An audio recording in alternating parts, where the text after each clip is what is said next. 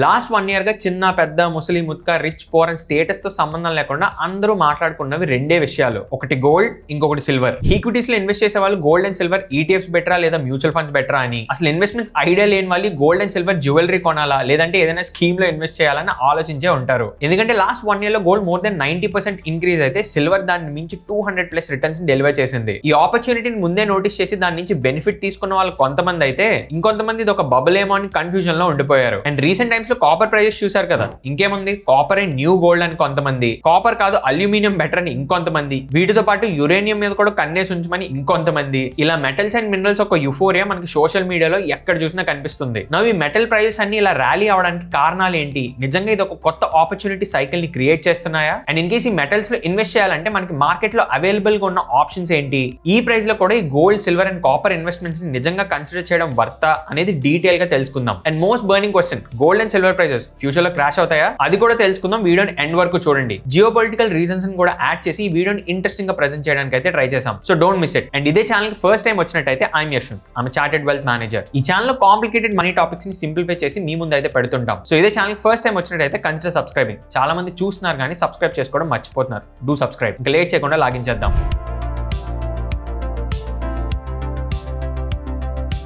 ఈ మెటల్స్ హంగామాను ఒక bird I వ్యూలో చూస్తే మనకు ఒక విషయం అయితే క్లియర్ గా అర్థమవుతుంది. World is moving from fuels to metals అని. డెకేడ్స్ గా చూస్తే గ్లోబల్ ఎకానమీని డ్రైవ్ చేసే మేజర్ ఫ్యాక్టర్ ఇస్ ఆయిల్.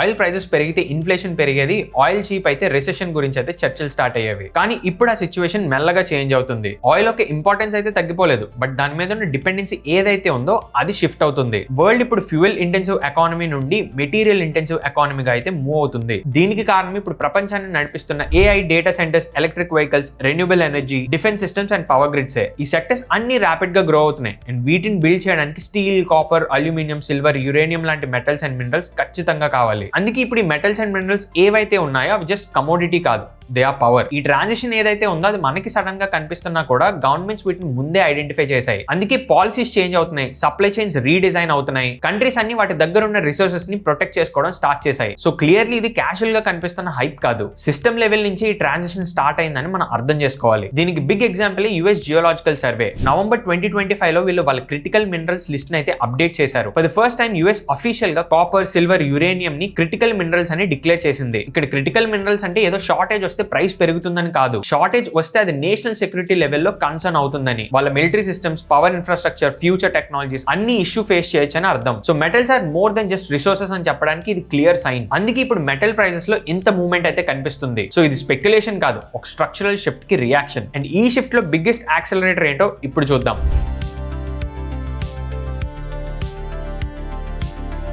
అసలు మెటల్స్ ర్యాలీ అవడానికి first and biggest reason AI. Yes, AI అనగానే మన అందరికీ ఇన్స్టెంట్ గా ఆల్గోరిథమ్స్, కోడింగ్, సాఫ్ట్వేర్ ఈ డైరెక్షన్ లో ఎక్కువ ఆలోచిస్తాం. కానీ యాక్చువల్ గా చూస్తే ఈ ChatGPT, Gemini, DeepSeek, Grok లాంటి ఏఐ టూల్స్ రన్ అవడానికి మ్యాసివ్ డేటా సెంటర్స్ అయితే కావాలి. ఈ డేటా సెంటర్స్ లో థౌసండ్స్ ఆఫ్ సర్వర్స్ ఉంటాయి. అండ్ ఈ సర్వర్స్ రన్ అవడానికి ట్రైనింగ్ మోడల్స్, జీపీయూస్, 24/7 కంప్యూటింగ్ ఇలా అన్ని పవర్ ఇంటెన్సివే. అందుకే ట్రెడిషనల్ డేటా సెంటర్స్ కన్నా కూడా ఈ ఏఐ డేటా సెంటర్స్ ఏవైతే ఉన్నాయో 5 to 10 times పవర్ అనేది ఎక్కువగా కన్స్యూమ్ చేస్తాయి. ఈ పవర్ డెన్సిటీ సపోర్ట్ చేసే కేబుల్స్ గానీ, ట్రాన్స్ఫార్మర్, బస్ బార్స్, వైరింగ్ ఇలా అన్ని చోట్ల కామన్ గా యూజ్ చేసే మెటలే కాపర్. ఒకప్పటి ట్రెడిషనల్ డేటా సెంటర్స్ అన్ని కూడా యావరేజ్ గా 5,000 to 15,000 tons ఆఫ్ కాపర్ అయితే రఫ్ గా యూజ్ చేస్తూ ఉండేవి. But new age AI data centres ఏవైతే ఉన్నాయో అవి జస్ట్ సింగిల్ ఫెసిలిటీలో యూజ్ చేసే కాపర్ ఎంతో తెలుసా? Around 50,000 tons. అంటే బేసిక్ గా ఒక బిల్డింగ్ లో ఉండే 3 ఓల్డ్ డేటా సెంటర్స్ యూజ్ చేసే కాపర్ ఎంత అయితే ఉందో ఇప్పుడు అంతే కాపర్ ఒక సింగిల్ ఫెసిలిటీ యూజ్ చేస్తుంది. అండ్ ఈ డేటా సెంటర్స్ అన్నిటికీ ఇంకొక ఇంపార్టెంట్ థింగ్ కూడా కావాలి, అదే cooling. AI chips and especially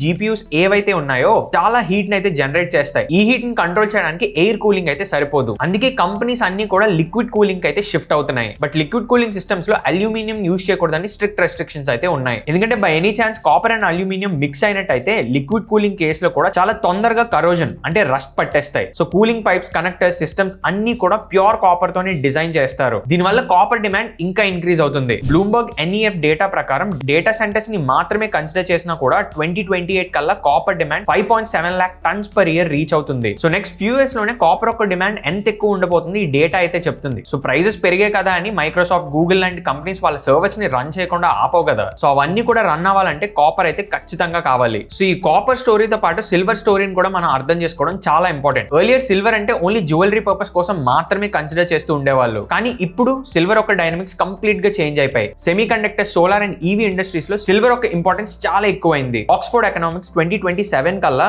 electric vehicles లో యూసేజ్ కోసం కావాల్సిన సిల్వర్ చాలా ఎక్కువ ఉంటుందని ప్రిడిక్ట్ చేస్తుంది. సో ఇండస్ట్రియల్ డిమాండ్ వల్ల సిల్వర్ అండ్ కాపర్ ప్రైసెస్ అయితే చాలా ఎక్కువగా పెరిగాయి. అండ్ ఇదేదో హైప్ వల్ల వచ్చిన షార్ట్ టర్మ్ ట్రెండ్ అస్సలు కాదు. దీని వెనక లాంగ్ టర్మ్ కి కావాల్సిన ఇండస్ట్రియల్ డెవలప్మెంట్ కూడా ఉంది. అందుకే మెటల్ ప్రైసెస్ లో ఇంత ఎక్కువ మూవ్మెంట్ అయితే మనకు కనిపిస్తుంది. ఇంకే సిల్వర్ ఒక ఇండస్ట్రియల్ యూసేజ్ రిలేటెడ్ గా డీటెయిల్ గా తెలుసుకోవాలనుకుంటే ఆల్రెడీ దాని రిలేటెడ్ గా డీటెయిల్ వీడియోని ఫ్యూ మంత్స్ బ్యాక్ రిలీజ్ చేసాం. ఎండ్ కార్డ్స్ లో ఉంచుతా చూడండి. నెక్స్ట్ అసలు సప్లై సైడ్ ఏం జరుగుతుందో క్లియర్ గా అర్థం చేసుకుందాం.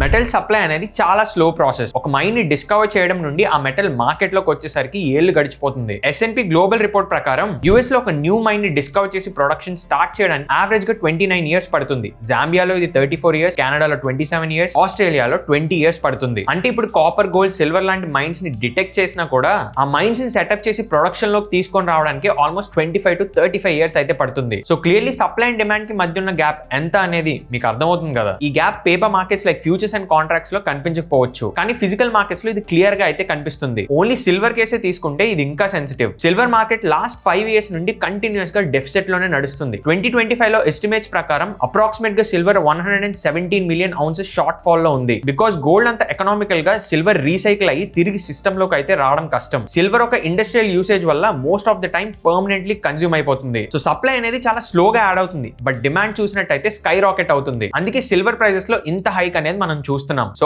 ఆల్రెడీ మెటల్స్ రిలేటెడ్ గా సప్లై చైన్ అనేది వీక్ గా ఉంది. దీనికి తోడు జియో పొలిటికల్ ఇష్యూస్ కూడా. రైట్ నౌ అన్ని కంట్రీస్ రియలైజ్ అయింది ఒకటే, ఉన్న రిసోర్సెస్ ని ఎక్స్పోర్ట్ చేసే దానికన్నా ఓన్ కంట్రీ కోసమే వాటిని సెక్యూర్ చేసుకోవడం స్టార్ట్ చేశాయి. ఈ యాంగిల్ లోనే మన ఇండియా కూడా డిసెంబర్ 2025 లో శాంతి బిల్ 2025 ని పాస్ చేసింది. ఈ శాంతి అంటే sustainable harnessing and advancement of nuclear energy for transforming India. ఈ బిల్ ఒక మెయిన్ ఎయిమ్ ఏంటంటే కరెంట్లీ 8.8 గిగావాట్స్ గా ఉన్న న్యూక్లియర్ కెపాసిటీస్ ని 2047 కల్లా 100 గిగావాట్ కెపాసిటీకి ఇంక్రీజ్ చేయాలని. దీనికోసమే ప్రైవేట్ కంపెనీస్ కి కూడా న్యూక్లియర్ సెక్టర్ లో అయితే ఎంట్రీని ప్రొవైడ్ చేస్తుంది గవర్నమెంట్. సో ఇండియా లాంటి కంట్రీ న్యూక్లియర్ ఎనర్జీని ఇంత సీరియస్ గా తీసుకున్నప్పుడు యురేనియం లాంటి రిసోర్సెస్ కి గ్లోబల్ లెవెల్లో డిమాండ్ ప్రెషర్ ఇంకా ఎక్కువగా క్రియేట్ అవుతుంది. అండ్ అదే ఇప్పుడు మార్కెట్స్ లో కూడా రిఫ్లెక్ట్ అవుతుంది. Currently metals and minerals supply chain ఏదైతే ఉందో దీంట్లో China is the king. IEA data ప్రకారం చైనా లిథియం ని లిమిటెడ్ గా మైన్ చేస్తుంది, కానీ రిఫైనింగ్ అండ్ ప్రాసెసింగ్ లో డామినెంట్ పొజిషన్ లో ఉంది. Copper, lithium, cobalt and rare earth metals లాంటి క్రిటికల్ మినరల్స్ రిఫైనింగ్ లో టాప్ 3 కంట్రీస్ దే మేజర్ మార్కెట్ షేర్ అయితే ఆ టాప్ 3 కంట్రీస్ లో కూడా డామినెంట్ ప్లేయర్ చైనానే. రేర్ ఎర్త్ మెటల్స్ అంటే కొన్ని స్పెసిఫిక్ మెటల్ గ్రూప్స్. ఇవి టోటల్ గా 17 టైప్స్ ఉంటాయి. అండ్ పేరులో రేర్ ఉంది కదా అని అస్సలు దొరకవని కాదు, ఉంటాయి కానీ చాలా స్కాటర్డ్ గా ఉంటాయి. ఒకటే ప్లేస్ లో కాన్సన్ట్రేటెడ్ గా అయితే దొరకవు. అండ్ వీటిని ఎక్స్ట్రాక్ట్ చేసి రిఫైన్ చేయడం అనేది చాలా complicated, costly and polluting process. అందుకే రేర్ ఎర్త్ మెటల్స్ ఒక ఎక్స్ప్లోరేషన్ అండ్ రిఫైనింగ్ చాలా లిమిటెడ్ కంట్రీస్ లోనే అవుతాయి. ఎలక్ట్రిక్ వెహికల్స్ లో మోటార్స్, విండ్ టర్బైన్స్ లో జనరేటర్స్, స్మార్ట్ ఫోన్స్ లో speakers and vibration Motors, defence system లో రేడార్స్ అండ్ మిసైల్స్, ఇలా చాలా సెక్టర్స్ లో ఈ రేర్ ఎర్త్ మెటల్స్ మీద డిపెండెన్సీ అయితే ఉంది. సింపుల్ గా చెప్పాలంటే clean energy, future technology and defence systems అన్ని వర్క్ అవడానికి ఈ rare earth metals backbone లాంటివి. And coming back to the topic, జనవరి 2026 లో చైనా సిల్వర్ ఎక్స్పోర్ట్స్ కి లైసెన్సింగ్ సిస్టమ్ ని ఇంట్రడ్యూస్ చేస్తుంది. అంటే సిల్వర్ ఒక ఎక్స్పోర్ట్స్ ని కంట్రోల్ చేయడానికి అయితే ట్రై చేస్తుంది. సో దీని వల్ల చైనా నుండి ఎక్స్పోర్ట్ అయ్యే సిల్వర్ ఏదైతే ఉందో అది కొంచెం తగ్గొచ్చు. ఇలాగే చైనా పాస్ట్ లో గాలియం, గ్రఫైట్ లాంటి మెటల్స్ మీద రెస్ట్రిక్షన్స్ పెట్టింది. ఫ్యూచర్ లో copper refining and battery metals మీద కూడా ఇలాంటి రెస్ట్రిక్షన్స్ తీసుకొస్తే overall AI and EV supply chain ఏదైతే ఉందో దాని మీద హ్యూజ్ ఇంపాక్ట్ అయితే పడుతుంది. అందుకే IEA ఇంటర్నేషనల్ ఎనర్జీ ఏజెన్సీ కూడా ఫ్యూచర్ లో మెటల్స్ వరల్డ్ లో కూడా ఓపెక్ లైక్ సిచ్యువేషన్ క్రియేట్ అవ్వచ్చు అని ముందుగానే వార్న్ చేసింది. ఎర్లియర్ ఆయిల్ ని కంట్రోల్ చేసినట్టు ఫ్యూచర్ లో మెటల్ సప్లై కూడా కంట్రోల్ చేసే బ్లాక్స్ ఫామ్ అయ్యే ఛాన్స్ ఉన్నాయి. సో సింప్లీ మెటల్స్ ర్యాలీలో ఇన్వాల్వ్ అయింది జస్ట్ సప్లై అండ్ డిమాండ్ మాత్రమే కాదు, geo politics, national security and industrial survival లాంటి ఎన్నో ఫ్యాక్టర్స్ వీటి వెనకాల ప్లే అవుతున్నాయి. అందుకే ఇదంతా జస్ట్ ఒక బబుల్ అని సింపుల్ గా మనం కొట్టి పాడేలేం. సో ఇవి ఓవరాల్ గా మెటల్స్ వెనకాల జరుగుతున్న బిగ్ థింగ్స్ అయితే. నో అసలు ఈ మెటల్స్ లో మనం ఇన్వెస్ట్ చేయాలంటే మనకున్న అవైలబుల్ ఆప్షన్స్ ఏంటి, వాటిని డీటెయిల్ గా చూద్దాం.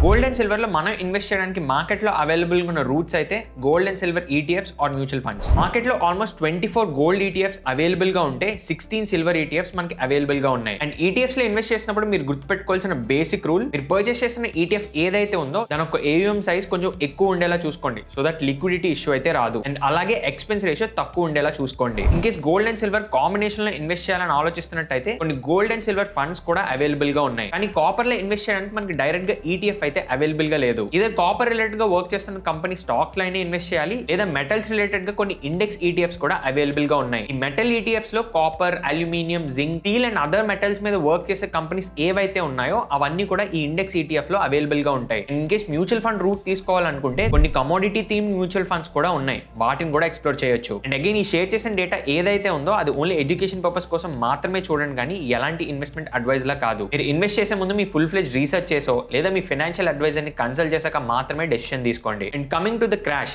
నిజంగా gold and silver prices crash అవుతాయా? US పాస్ట్ లో ఇలాగే 2011 లో సిల్వర్ యొక్క ప్రైసెస్ ని మార్జిన్ రిక్వైర్మెంట్స్ పెంచి అయితే క్రాష్ చేసింది. బికాజ్ ఈ మార్జిన్స్ పెంచినట్టయితే ఫ్యూచర్స్ లో ట్రేడ్ చేసే ట్రేడర్స్ ఎవరైతే ఉన్నారో వాళ్ళందరూ ఎక్కువ క్యాపిటల్ అయితే ఇన్ఫ్యూజ్ చేయాల్సి ఉంటుంది. ఇన్ కేస్ ఆ క్యాపిటల్ ని ప్రొవైడ్ చేయనట్టయితే ఓవర్ లెవరేజ్ పొజిషన్స్ అన్ని కూడా ఫోర్స్ఫుల్ గా క్లోజ్ అవుతాయి. దీనివల్ల సడన్ సెల్లింగ్ ప్రెషర్ అనేది సిల్వర్ లో క్రియేట్ అవుతుంది. బట్ ఈ షార్ప్ ఫాల్ ఏదైతే ఉందో అది టెంపరరీ ఇంపాక్ట్ గానే చూడాలి, కానీ లాంగ్ టర్మ్ లో supply and demand gap strong గా అయితే ప్లే అవుతుంది. సో ఫైనల్ టేక్ అవే ఏంటంటే ఓవరాల్ గా ఈ మెటల్స్ అనేవి కంప్లీట్లీ సిక్లికల్. ప్రైస్ అనేవి ఎంత ఫాస్ట్ గా పెరుగుతాయో అంతే ఫాస్ట్ గా కిందకి కూడా పడొచ్చు, ఎస్పెషల్లీ సిల్వర్. ఈ ర్యాలీ చూసి ఫోమోలో మెటల్స్ లో ఎంట్రీ తీసుకొని ట్రేడ్ చేద్దాం అనుకున్న వాళ్ళు కొంచెం జాగ్రత్తగా అయితే ఉండాలి. సో ఈ మెటల్స్ లాంగ్ టర్మ్ లో అసెట్ అలొకేషన్ గా చూడాలి, కానీ షార్ట్ టర్మ్ ట్రేడ్స్ లా కాదు. In case me overall asset allocation లో ఆల్రెడీ గోల్డ్ అండ్ సిల్వర్ హెవీగా ఉన్నట్టయితే try exploring other asset classes. Because 3 or 4 years back equities లో ఇలాంటి ర్యాలీనే మనం చూసాం. అప్పుడు ఎవరు గోల్డ్ అండ్ సిల్వర్ గురించి అసలు మాట్లాడుకోలేదు. ఇప్పుడు ఈ మెటల్స్ లో యుఫోరియా క్రియేట్ అవ్వడం వల్ల అదర్ అసెట్ క్లాసెస్ అనేవి చాలా రీజనబుల్ వాల్యుయేషన్ అయితే దొరుకుతున్నాయి. అక్కడ ఆపర్చునిటీస్ ఎక్స్ప్లోర్ చేయడం కూడా మంచిదే. ఇన్ కేస్ మీరు అలాంటి ఆపర్చునిటీస్ ఏమైనా డిస్కవర్ చేసినట్టయితే కింద కామెంట్ సెక్షన్ లో చెప్పండి, అందరికీ యూజ్ అవుతుంది. ఇది ఓవరాల్ గా మెటల్స్ లో ఇన్వెస్ట్ చేయాలని ఆలోచిస్తున్నట్టయితే మీరు తెలుసుకోవాల్సిన డీప్ కవరేజ్. హోప్ ఈ వీడియో మీకు యూస్ఫుల్ అయింది అనుకుంటున్నా. ఇన్ కేస్ యూస్ఫుల్ అయినట్టయితే కింద కామెంట్ సెక్షన్ లో వాల్యుబుల్ అండ్ కామెంట్ అయితే డ్రాప్ చేయండి.